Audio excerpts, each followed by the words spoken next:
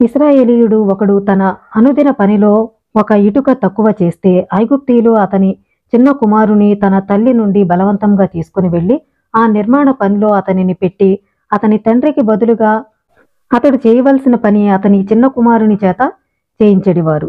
ఇశ్రాయేలీయులు ఆ పని చేయలేకపోతే అతని చిన్న కుమారుని తీసుకెళ్లి బలవంతంగా ఆ పని చేయించడం అనేది జరిగింది.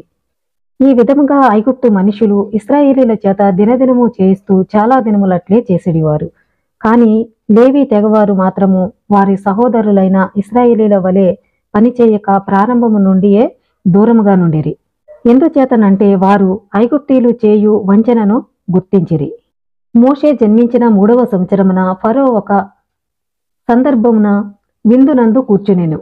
అతని కుడి ప్రక్కన అల్ఫరనీతు అనే రాణిగారు కూర్చుని ఉండగా బాతియ తన కుమార్తె ఎడమ ప్రక్కన కూర్చుని ఉండెను. చిన్న పిల్లవాడైన మోషే ఆమె ఒడిలో పండుకొని ఉండెను.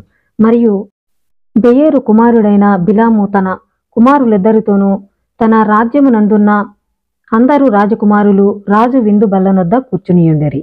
ఒక విందు జరుగుతున్న సమయంలో ఆయన భార్య ఒక పక్క, ఆయన కుమార్తె ఒక పక్క కూర్చుని ఉన్నారు. ఆ సమయంలో రాజకుమారులు బిలాము అతని 2 కుమారులు అందరూ కూడా ఆ భోజనం బల్ల దగ్గర కూర్చుని ఉన్నారు. ఆ సమయంలో మోషే అతని చేతులు చాచి రాజు తలపైనున్న కిరీటమును తీసుకొని అతని తలపై పెట్టుకోవడం అనేది జరిగింది. మరియు రాజు రాజకుమారులు ఆ పనిని చూచి వారు భయపడిరి. గాని వారిలో ఏ ఒక్కడు తన ఆశ్చర్యమును తెలియపరిచి ఉండలేదు.